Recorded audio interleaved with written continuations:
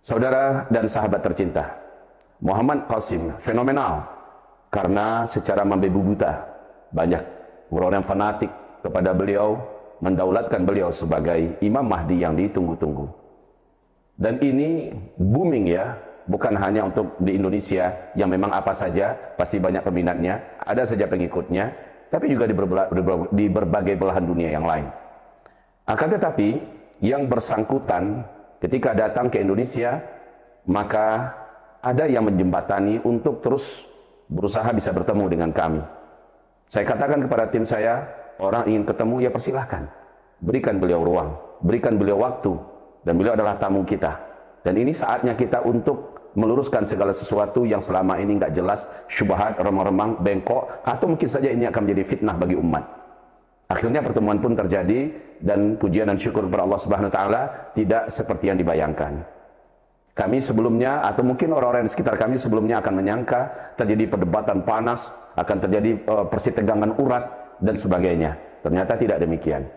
Saudara dan sahabat kami yang tercinta, di dalam pertemuan itu beliau berbicara dengan bahasa Inggris, dan saya punya sedikit kemampuan bahasa Inggris, tetapi tentu saja saya butuh orang yang lebih ahli daripada saya berbahasa Inggris. Maka kami berbincang-bincang. Inti perbincangan kami, satu, beliau datang dengan niat untuk silaturahmi. Dua, ketika kami tanyakan, selama ini banyak orang menyangka antum itu adalah Imam Al-Mahdi yang ditunggu-tunggu. Apakah antum mengajarkan demikian? Apakah antum mengklaim diri antum sebagai Imam Al-Mahdi? Dan dia berkata, untuk itu saya datang. Saya katakan, saya tidak pernah mengatakan diri saya adalah Al-Mahdi, dan saya tidak setuju dengan orang-orang yang menyangka diri saya sebagai Al-Mahdi. Dan saya ingin meluruskan ini. Kemanapun saya datang, yang ingin saya sampaikan, saya bukan Al-Mahdi, bukanlah seperti yang mereka sangka. Lalu, alhamdulillah, kalau begitu, jelas satu perkara. Dan saya juga ingin memastikan, Imam Al-Mahdi itu belum ada syarat-syaratnya sama diri beliau. Dan bukanlah beliau yang dikatakan sebagai Imam Al-Mahdi. Ketika saya tanyakan sama beliau, apakah antum Ahlus Sunnah wal Jamaah? Dan dia mengatakan, tentu, saya adalah Ahlus Sunnah wal Jamaah. Kalau begitu, saya katakan, pegangan antum pasti Al-Quran dan Sunnah. Iya, kata beliau. Nah, kalau begitu, mimpi-mimpi yang antum dapatkan, mimpi-mimpi yang antum temukan, itu berhak antum konsumsi buat diri antum pribadi. Dan antum silakan menceritakan, silakan. Tetapi kepada umat kami pesankan bahwa panduan kita bukan mimpi. Silakan. Ulama mana dari Ahlus Sunnah wal Jamaah? Imam mazhab yang empat yang mana yang dari Ahlus Sunnah wal Jamaah? Baik itu Imam Abu Hanifah, Imam Malik bin Anas, Imam Syafi'i, Imam Ahmad bin Hanbal, atau para ahli hadis yang mana? Para ahli fikih yang mana? Dari salafus saleh sampai kepada khalafus saleh, dari ulama klasik dulu sampai kepada ulama kontemporer yang sepakat atau ada yang mengatakan mimpi bisa dijadikan pegangan agama. Tidak ada satupun. Seluruhnya sepakat mengatakan mimpi selama tidak berselisih dengan Al-Quran dan Sunnah boleh diikuti, boleh dipegang oleh yang bermimpi, tapi tidak boleh oleh umat. Kemudian yang kedua, mimpi silahkan didengar, tetapi selama itu tidak berselisih dengan Al-Quran dan Sunnah, maka mimpi itu boleh untuk diikuti, boleh untuk dijalankan. Namun ketika mimpinya berselisih dengan Al-Quran dan Sunnah, maka mimpi tidak lagi untuk didengar, tidak lagi untuk diikuti, selama itu berselisih dengan Al-Quran dan Sunnah. Sebab kata Rasulullah jelas, taraktu fikum amrain, ma ini atasamtum bihima lan tadillu abada. Aku meninggalkan untuk kamu dua pegangan, dua petunjuk. Selama kamu berpegang erat kepada keduanya, kamu tidak akan pernah sesat dan tidak akan bisa disesatkan selama-lamanya. Kitabullah wa sunnati, yaitu kitab Allah dan sunnahku. Jelas sudah sahabat-sahabat, saudara-saudara seiman. Maka dengan ini kami menyampaikan kepada beliau, silakan antum sampaikan mimpi-mimpi yang antum yakini itu dari Allah dan dari Rasulnya. Antum berjumpa dengan Rasulullah. Tetapi bagi kita umat Islam dan bagi antum sendiri harus menyadari, semua mimpi itu dikomparasikan, lalu dijalurkan dengan sejalur Al-Quran dan Sunnah. Oke? Tetapi saudara-saudaraku yang tercinta, mimpi orang-orang beriman di akhir zaman, kata Rasulullah SAW, memang akan selalu menjadi bahagian daripada pedoman atau petunjuk. Sekali lagi, selama tidak berselisih dengan Al-Quran Sunnah. Kalau berselisih dengan Al-Quran Sunnah, pasti itu bukan dari Allah, pasti itu bukan dari Rasulullah, pasti itu dari syaitan yang terlaknat. Nah, kemudian beberapa hal diceritakan terkait dengan masalah dunia, terkait masalah kenapa akhir zaman ini Islam tidak menolong kita, kenapa pada akhir ini umat manusia sebegini banyak, kata beliau ya, kata Muhammad Qasim, tidak bisa menolong Palestina, tidak bisa membebaskan Palestina, dan. Saya katakan, saudaraku, dan ini ada penterjemahnya dari beliau, ada penterjemahnya dari kami, dan saya juga faham apa yang dikatakan oleh beliau, walau hanya mungkin 90-85%, tetapi saya faham. Lalu saya katakan, saudaraku, ini skenario yang telah disusun di langit. Memang di akhir zaman umat ini harus menjalani turbulasi ini. Umat ini memang harus menjalani goncangan ini. Umat ini harus menghadapi ini semua untuk terjadi pemilahan, untuk terjadi penyaringan, tamhiz, untuk menjadikan tamyiz. Umat ini akan dipisah oleh Allah antara umat yang betul-betul beriman, yang tidak ada kemunafikan, atau umat munafik yang tidak ada keimanan. Akan tetapi kalau dikatakan harus begini, harus, betul. Tidak ada yang antum sampaikan yang berbeda. Antum mengatakan jangan ada kesyirikan. Betul. Dan dengan tanpa kesyirikan Allah tolong. Tetapi perlu diingat, di dalam Al-Quran surat An-Nur ayat 55, Allah menjamin kesyirikan ini akan hilang sehilang-hilangnya. Baik itu kesyirikan berupa demokrasi namanya, kesyirikan yang berupa hak asasi manusia namanya, kesyirikan yang berupa sekularisme namanya, yang berupa liberalisme namanya, ateisme dan sebagainya, apa saja. Atau termasuk hukum-hukum buatan makhluk, buatan manusia, atau penyembahan manusia kepada dukun-dukun, kepada setan dan sebagainya. Itu semua baru akan totalitas hilang saat Islam sudah memimpin dunia. Di mana Islam memimpin dunia? Menurut Rasulullah SAW dalam hadis yang sahih, yaitu di Baitul Maqdis, Palestina, saat Palestina telah Allah izinkan dan dimenangkan oleh Allah merdeka, saat itu khilafah berkumandang di Baitul Maqdis. Dan pada pasenya nanti Islam akan mendominasi dan menguasai seluruh dunia. Tidak ada satu tapak pun negeri, tidak ada satu jengkal pun negara, tidak ada satu bahagian pun dari muka bumi yang tidak dipimpin oleh Islam. Pada masa itu, ya'budunani, kata Allah dalam surah An-Nur ayat 55, wala yusyrikuna bi syai'a. Saat itu manusia semuanya akan menyembah aku, dan tidak ada lagi kesyirikan di muka bumi sedikit pun. Jadi kalau pada hari ini, kata Muhammad Qasim, kesyirikan ini yang menyebabkan terlambatnya pertolongan. Yang dikatakan beliau benar. Tetapi untuk hilangnya kesyirikan, sementara penguasa di muka bumi tetaplah orang kafir, tetaplah mereka yang berkayasa bagaimana umat ini tetap pecah belah, umat ini tetap dalam kesyirikan, kesyirikan ini tidak akan pernah bisa dilenyapkan. Lenyapnya kesyirikan itu hanya bisa dilakukan oleh sebuah kekuatan, yaitu superpower tunggal di muka bumi saat khilafah Islamiyah kembali memayungi muka bumi. Saat itulah semua rasa teror, semua rasa ketakutan, kegoncangan, dan semua penjajahan dan kebiadaban ini bisa dilenyapkan selenyap-lenyapnya, sebagaimana kesyirikan dilenyap selenyap-lenyapnya. Demokrasi akan hilang sehilang-hilangnya. Hak asasi manusia akan dilenyapkan dan diganti dengan keadilan yang sempurna dari pencipta langit dan bumi. Itulah dia, saudara-saudaraku. Maka diskusi ini berlangsung akhirnya dengan cukup hangat, karena beliau juga tidak membantah, beliau juga tidak lagi memberikan alasan-alasan, karena beliau pada hakikatnya dengan saya ketemu dalam satu titik, yaitu kita sepakat meluruskan tauhid umat ini. Benar. Dalam hal itu saya katakan, apa yang antum katakan semuanya saya setuju selama dalam batas-batas itu. Tetapi yang perlu antum ingat, dan ini diterjemahkan oleh penerjemahnya, diterjemahkan oleh penerjemah kita, dan saya menyampaikan sebatas yang saya mampu dengan kosakata bahasa Inggris saya katakan kepada beliau, perlu antum ingat, mimpi antum perlu kembali diluruskan beberapa titiknya dengan hadis-hadis Nabi SAW. Jadi saudaraku dan sahabatku, dalam hal yang kami memang berbeda, tetap akan ada perbedaan, tidak mungkin dipaksakan untuk sama, tetapi dalam hal prinsip kita ketemu. Tetapi nasihat kami dalam hal ini adalah, dia sudah mengakui, dia sudah memastikan bahwa dia juga berlepas diri, dan pengikutnya begitu, kami berlepas diri dari seluruh orang-orang yang terlalu berobsesi dan berambisi menyatakan kami adalah Imam Al-Mahdi, bahwa Muhammad Qasim adalah Imam Al-Mahdi, dan juga menyatakan berlepas diri dari Gaza, yang yaitu gerakan akhir zaman ya, yang terlalu membabi buta menyatakan bahwa Muhammad Qasim adalah Imam Al-Mahdi. Saudara dan sahabat, Imam Mahdi itu dibaiat, kata Rasulullah, dibaiat di depan Ka'bah, di depan Hajar Aswad, antara Hajar Aswad dengan Maqam Ibrahim, di usia 40 tahunan. Sementara beliau sudah di atas 50 tahunan. Imam Mahdi itu memiliki ciri rambut begini, sementara beliau udah botak rambutnya. Imam Mahdi itu rambutnya ikal, tebal, cantik, indah, ya sebahu. Beliau rambutnya pendek. Dia juga nggak punya janggut. Yang jelas umurnya sudah tua. Imam Mahdi itu usianya di puncak-puncak energiknya, di usia 40-an, di mana Nabi Muhammad dan para nabi-nabi dinobatkan oleh Allah sebagai para pemimpin yang mengemban amanah kerisalahan. Saudara dan sahabat, ada lagi yang paling penting menentukan Imam Mahdi itu muncul atau tidak. Satu, terjadinya perpecahan di tubuh penguasa Makkah Madinah. Dan ini dalam artian bunuh-bunuhan, perebutan kekuasaan. Yang paling inti daripada itu adalah Kedua, terbunuhnya seorang lelaki karismatik yang memiliki jasa paling besar kepada Islam dan umat Islam, sangat dicintai orang-orang beriman seluruh dunia. Orang beriman ya, bukan orang Islam. Karena orang Islam banyak nggak peduli. Orang Islam banyak juga yang munafik. Orang Islam banyak yang jahil. Ini orang beriman.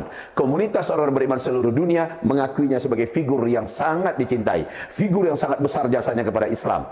Kemudian orang beriman ini terluka hatinya, terhempas perasaannya, hancur rasanya ketika mendengar laki-laki yang berjasa tersebut meninggal dunia dengan cara dibunuh. Entah apapun cara pembunuhannya. Diracunkah, dibomkah, dibantaikah, atau diculik lalu disiksa. Enggak tahu kita caranya apa. Dan siapa orangnya entah kita tak tahu. Hadisnya pasti sosok ini ketika dibunuh, orang beriman seluruh dunia marah dan murka. Seluruh malaikat di langit juga marah dan murka dengan kematiannya. Tapi tak lama kemudian Allah hibur orang beriman seluruh dunia. Seorang lelaki dibaiat di depan Ka'bah dan dia adalah keturunan kandung Rasulullah dari Hasan bin Ali radhiyallahu anhuma. Begitu ceritanya. Dan yang ketiga, harus ada sekelompok orang dari Damaskus kata Rasulullah, yakni jumlahnya lebih kurang 300 orang, bertekad ingin membunuh seorang lelaki yang seluruh ciri-ciri pada dirinya lengkap sebagai bahwa dialah yang akan menjadi Al-Mahdi yang ditunjuk. Dan cirinya itu sudah diketahui, sudah dikunci oleh musuh-musuh Allah dari Damaskus ini. Mereka dikirim masuk Madinah. Diobrak-abrik kota Madinah. Ternyata yang dicari itu sudah Allah selamatkan dengan lari duluan menuju Mekah. Saat mereka yang 300 orang ini mengobrak-abrik kota Madinah, ya, lalu mereka baru tahu karena orang yang ditangkap pada tidak tahan disiksa, akhirnya membocorkan bahwa yang dicari sudah lari ke Mekah.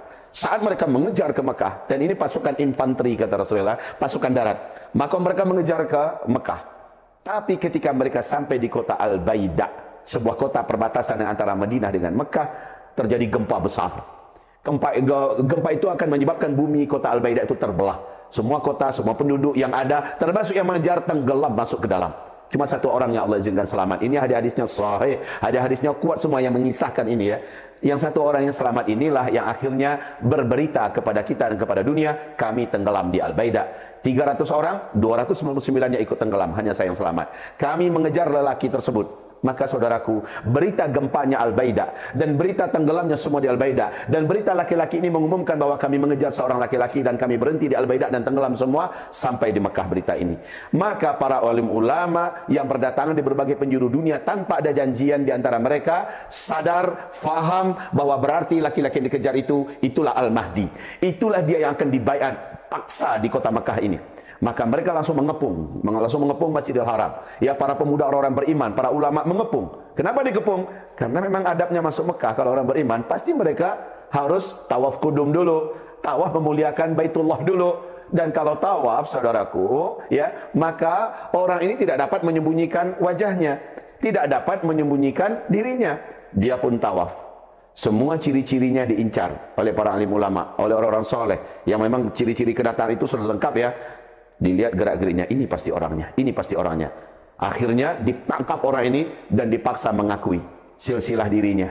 Karena dia bukan pendusta, dia bukan pembohong, dia bukan orang munafik, bukan juga pencinta jabatan, juga ingin kesohorohan, keterkenalan, tidak. Dia terpaksa harus mengakui siapa dirinya, silsilahnya, sampai pada dirinya ada figur yang lengkap yang diisyaratkan Rasulullah SAW. Akhirnya para alim ulama saat itu memaksa, kamulah Al-Mahdi yang kami nanti-nanti. Kamu harus berikan tanganmu menerima baiat dari kami. Kamu harus menerima baiat dari kami, pimpin kami. Laki-laki ini berkata, tidak, demi Allah, carilah orang yang menurut kalian lebih pas dari diri saya. Saya yakin kalian salah orang. Kalian pilihlah orang lain selain dari saya tidak mau. Ya, begitu. Saudaraku dan sahabatku, lalu para ulama-ulama yang ada memberikan ancaman. Bukan membunuh, tetapi bentuk ancamannya adalah jika engkau menolak untuk kami baiat buat memimpin kami, agar kami terlepas, agar umat Islam seluruh dunia terlepas dari segala kejahatan dan kezaliman yang ada ini, maka tanggunglah olehmu semua dosa-dosa yang dibuat oleh orang-orang zalim kepada orang-orang saleh, kepada orang beriman, kepada kita umat yang tertindas dan dizalimi hari ini. Karena menurut Allah, menurut Rasulullah, hanya engkaulah yang mampu membebaskan dan mengeluarkan kami bersama-sama dengan izin Allah, dengan pertolongan Allah dari segala kejahatan ini, dari segala kezaliman yang ada ini. Hanya engkau orangnya. Jika engkau menolak untuk memimpin kami, jika engkau menolak untuk kami baiat, maka semua dosa ini kau yang tanggung. Demikian pernyataan para ulama-ulama tersebut. Sosok yang insya Allah akan menjadi Al-Mahdi itu tertegun.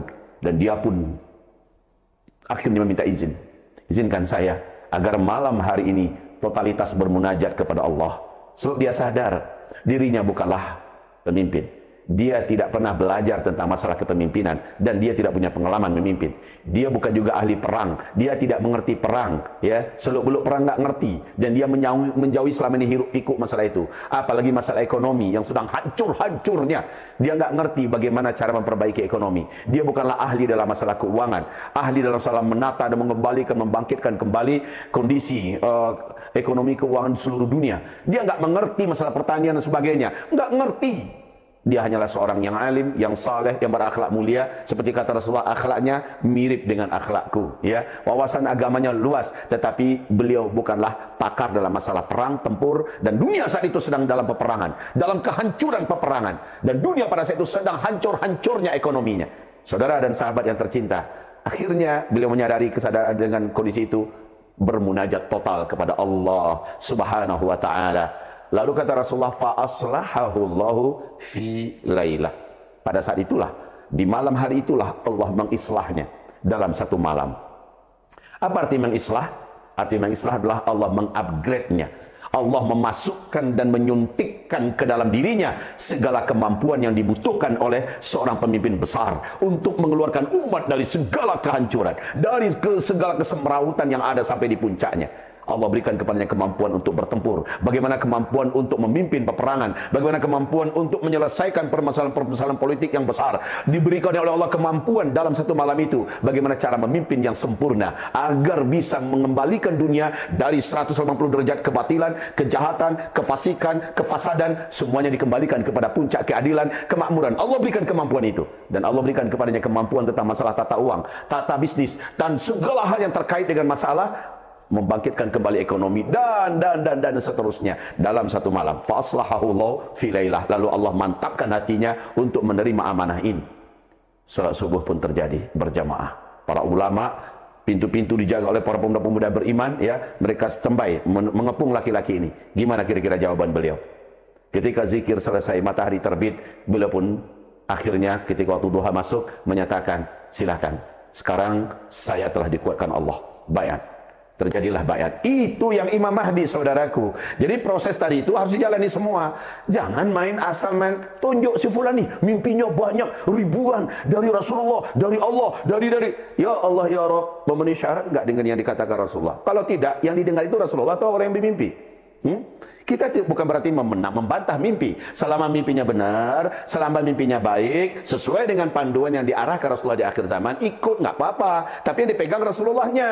Tapi ketika ada mimpi-mimpi yang menurut Rasulullah begini, kata Rasulullah begini, dan itu menyimpang, nggak sama dengan itu, tolong tinggalkan semua yang lain. Karena yang kita ikuti adalah Rasulullah SAW, bukan manusia-manusia yang bermunculan di akhir zaman. Oke? Faham sampai di sini?